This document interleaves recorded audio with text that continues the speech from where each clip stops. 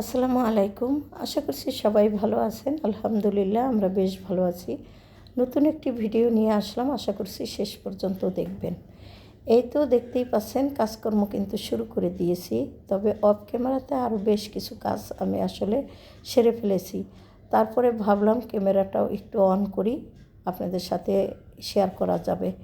তো এই তো ছোটো ছেলের রুমের চাদরটা চেঞ্জ করে দিলাম। চাদরটা আরও 2-1 দিন আগে চেঞ্জ করলে ভালো হতো, তবে আসলে পারিনি, কেননা নিজে তো একটু অসুস্থ আছি, সেই সাথে রোজাও তো চলে এসেছে। যাই হোক, এখন আমি চাদরটা চেঞ্জ করে দিলাম। আর এসে দেখি বিছানার উপরে অনেকগুলো কাপড়, পরার কাপড় আর কি ছড়িয়ে ছিটিয়ে আছে। তো চেয়েছিলাম শুধু বিছানাটা চাদরটা চেঞ্জ করে দিয়েই চলে যাব, কিন্তু এতগুলো কাপড় এলোমেলো দেখে আর দেরি করলাম না, কাপড়গুলো ভাঁজ করে রেখে গেলাম। কেননা এগুলো 1-2 মিনিট, 2 ঘন্টা, আধা ঘন্টা এরকম গায়ে দিয়ে খুলে রেখে দিয়েছে। তো এই জিনিসগুলো, কাপড় চোপড়গুলো কিন্তু ময়লা হয় নাই, সে কারণে ভাঁজ করে রেখে দিলাম, যাতে করে আরও 1-2বার পরুক, তারপরে আবার আমি ধুয়ে দেব। এগুলো আসলে বাসায় পরার ড্রেস। তো যাই হোক, এখানে আমি কিন্তু কাপড়গুলো ভাঁজ করে নিলাম। এখন আলমারির ভিতরে রেখে দেব। আলমারির ভিতরে কিছু ধোয়া কাপড় এক সাইডে থাকে, আবার কিছু অল্প পরা কাপড়গুলো এক সাইডে রেখে দিই আমি।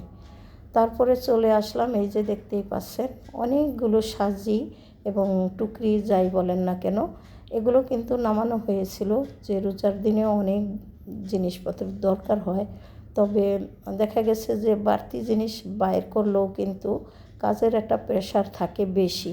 তো সেই হিসাবে আমি দেখলাম এতগুলো জিনিসপত্র এলোমেলো না করে কিছু জিনিসপত্র আসলে তুলে রেখে দিই, এতে করে রোজার মাসে কিন্তু কাজকর্ম করতে সুবিধা হয়। এরই মধ্যে আমার ঘরবাড়ি গুছানো হয়ে গেছে, আর কাজের খালাও চলে এসেছে। তো খালা এসে ঘর ঝাড়ু দিল এবং মুছে দিয়ে চলে যাবে। ওনারও নাকি শরীরটা একটু অসুস্থ, তাই আর অতিরিক্ত কাজ আর কি ওনাকে দিয়ে আমি করাবো না, তা না হলে হয়তো আজকে একটু বাড়তি কাজ করাতাম। তো যাই হোক, আস্তে ধীরে করা যাবে, অসুবিধা নেই, উনি তো সবসময়ই আছে। তো খুব সুন্দর করে ঘরের প্রত্যেকটা রুম ঝাড়ু দিয়ে নিল। এখন উনি মুছে দিয়ে চলে গেলে আমি আবার আমার কাজকর্মগুলো আস্তে ধীরে করব। কেননা ঘর পরিষ্কার থাকলে কিন্তু অতিরিক্ত ঝামেলা মনে হয় না। আর যতক্ষণ পর্যন্ত ঘর পরিষ্কার না থাকে, আমার কাছে মনে হয় মাথার বোঝা হয়ে আছে কাজকর্মগুলো। তো যাই হোক, এদিক থেকে কিন্তু খালা ওই রুম মুছে আরেকটা রুমে চলে আসলো। তো একটু তাড়াতাড়ি করেই কিন্তু কাজকর্মগুলো করছে, কেননা ওনার আবার নাকি আজকে তাড়াতাড়ি বাসায় যেতে হবে, বাসাও নাকি কী ঝামেলা আছে। তো যাই হোক, আসলে ঝামেলা হইতেই পারে মানুষের। তো কিছু বললাম না, বললাম ঠিক আছে, তুমি কোনো রকমভাবে মুছে তারপরে চলে যাও। তো এই তো মুছে দিয়ে উনি কিন্তু চলে গিয়েছে। আর আমি কিন্তু খুব ভোরে উঠে অফ ক্যামেরাতে পুরো রান্নাঘরটা খুব সুন্দর করে ক্লিন করে নিয়েছিলাম, সেই সাথে চুলাটাও। আর চুলাটা দেখতে পারলেন একটা জায়গায় একটু ট্যাপ পড়ে গেছে। এইটা হয়েছে, আমি আসলে তাকের উপরে তাওয়া তুলে রেখেছিলাম, সেখান থেকে পরে আজকে সকালবেলা এই কাজটা হয়েছে। তো যাই হোক, দেখতে এখন চুলাটা একটু খারাপই লাগে, যদিও আমার চুলাটা অত দামি না, কিন্তু স্টাইলটা খুবই সুন্দর ছিল। তো কী আর করার, অনেক দিনও হয়ে গেছে। তো চুলা খুব সুন্দর, চুলা পরিষ্কার করেছি, সেই সাথে দেয়ালগুলিও কিন্তু আমি খুব সুন্দর করে মেজে ঘষে পরিষ্কার করে নিয়েছি, যাকে বলে ডিপ ক্লিন করা। এইগুলো কিন্তু আমি সকালবেলা ঘুম থেকে উঠে অফ ক্যামেরাতে করেছি। আর কিছু কিছু ভোর রাত্রে যে সেহেরি খেয়েছি, কিছু কিছু জিনিসপত্র ধুয়ে রেখেছিলাম, আর বাদবাকিগুলো কিন্তু আমি সকালে উঠে পরিষ্কার করে নিয়েছি। সেই সাথে টেবিলটাও খুব সুন্দর করে মুছে পরিষ্কার করে দিলাম। আর জগগুলো এখানে আমি খালি রেখে দিলাম, কেননা সারাদিনে তো আর আমাদের খাওয়ার মতো কেউ নেই। তো যখন ইফতারের সময় হবে তার আধা ঘন্টা আগে আমি পানি ঢেলে নিব, নর্মাল পানি, আর ডিপ ফ্রিজ থেকে আর কি ঠান্ডা পানি বের করে মিক্সড করে খাওয়া যাবে। যাই হোক, অফ ক্যামেরাতে কিন্তু আমি অনেকগুলো কাপড় ধুয়ে নিয়েছি। আর এই কাপড়গুলো দেখতেই পাচ্ছেন, 3 তার কাপড় আছে এখানে। আরও বেশ কিছু কাপড় আমি আরেকটা বারান্দাতে ছড়িয়ে দিয়েছি। আর এই যে বারান্দা দিয়ে তো খুব সুন্দর ভিউ। আর এখন বারান্দায় আসলে আসলে অত বেশি একটা ভালো লাগে না, কেননা মোটামুটিভাবে কিন্তু ভালো গরম পড়ে গিয়েছে। আর আমার এই বারান্দাতে কিন্তু প্রচুর পরিমাণে রোদ লাগে, তো অনেক গরম। তো দেখতেই পাচ্ছেন আমি কিন্তু গোসল করে ফেলেছি, সেই সাথে নামাজও পড়ে নিয়েছি। তারপরে আমার কাপড়গুলিও আমি ছড়িয়ে দিয়েছি। তো কাপড় তো ছড়িয়ে দিয়ে তারপরে হলো আমি চলে আসলাম, কয়েকটা প্লেট বাটি ছিল, এগুলো একটু ধুয়ে নেব। কারণ এই প্লেট বাটিগুলো আগেই ধোয়া ছিল, তবে কিছু কিছু প্লেট আর কি রয়ে গিয়েছিল, আমার ধোয়া হয় নাই। আমি একটু মেজে নিলাম, কেননা এই প্লেট বাটিগুলো রয়ে গিয়েছিল। তো কী আর করার, এই প্লেট বাটিগুলো মেজে পরিষ্কার করে তারপরে আমি হলো রান্নাবান্না করব।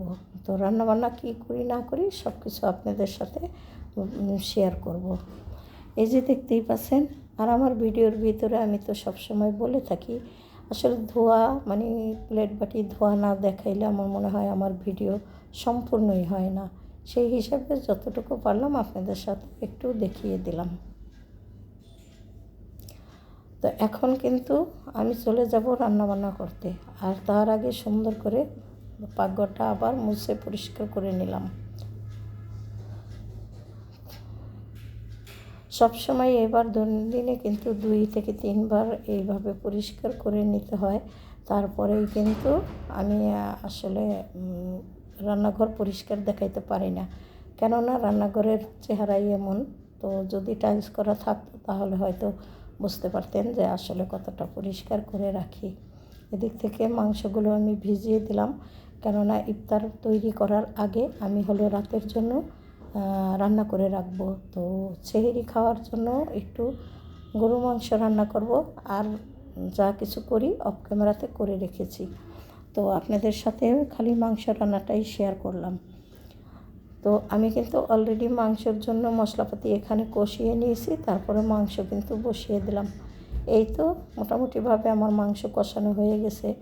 আসলে ইদানিং আমি মাংস রান্না করতে গেলে কেন যেন আমি মনে হয় যেন আলু ছাড়া রান্নাই করতে পারি না। আমি কিন্তু আলু কাটছিলাম না, তো অফ ক্যামেরাতে আবার করলাম কি, একটা আলু কেটে নিলাম। নতুন আলু দেখলে আমার মনে হয় সম্পূর্ণ আলুগুলো ছুলে পরিষ্কার করে রেখে দিই। এত ভালো লাগে আমার আলুর মানে খোসা পরিষ্কার করতে। যাই হোক, এখানে কিন্তু মাংসটা কষানো হয়ে গেছে, ঝোলের জন্য পানি দিয়ে দিলাম। এখন কয়েকটা বলক উঠে গেলেই কিন্তু আমার মাংস রান্না হয়ে যাবে। এই যে দেখতেই পাচ্ছেন মোটামুটিভাবে হয়ে গেছে। এখন আরেকটু ঝোল মানে টেনে গেলে মানে শুকিয়ে গেলে তারপরে আমি এই তো চুলাটা অফ করে দিয়েছি। তারপরে চলে আসলাম বিকেলবেলা কিছু ভাজা পোড়া করার জন্য। আসলে রোজা রেখে কিন্তু অতিরিক্ত ভাজা পোড়া খাওয়া ঠিক না। তারপরেও আমরা কিন্তু ভাজা পোড়াটা খুব পছন্দ করি এবং খেতে আমাদের কাছে ভীষণ ভালো লাগে। আর এই জন্যই আমি কিন্তু অনেক ভাজা পোড়া বানাই রাখি, বা আমাকে বানাতে হয়, কারণ ছেলেরা পছন্দ করে। তো মাঝে মধ্যে যে আবার সবসময়ই যে একেবারে ভাজা পোড়া খাই সেটাও কিন্তু না। তো এই তো আলুর চপ, পেঁয়াজু, বেগুনি আমার কিন্তু ভাজা হয়ে গেল। আর এখানে আমি বুট গতকালকে যে ভুনা করেছিলাম শুধু একটু গরম করে নিলাম। একদিন ভুনা করলে কিন্তু 3 দিন খাওয়া যায়। দেখতেই পাচ্ছেন এই যে ইফতার করতে কিন্তু বসে গেছি। তবে জিলাপিটা ছোটো ছেলে আসার সময় নিয়ে এসেছিল, সেটা আর আপনাদের সাথে শেয়ার করতে পারলাম না। আজকে মুড়ি দিয়ে ইফতার করব। আর এখান থেকে আমি আপনাদের কাছ থেকে বিদায় নেব। সবাই ভালো থাকবেন, আমার পাশে থাকবেন। আল্লাহ হাফেজ, আসসালামু আলাইকুম।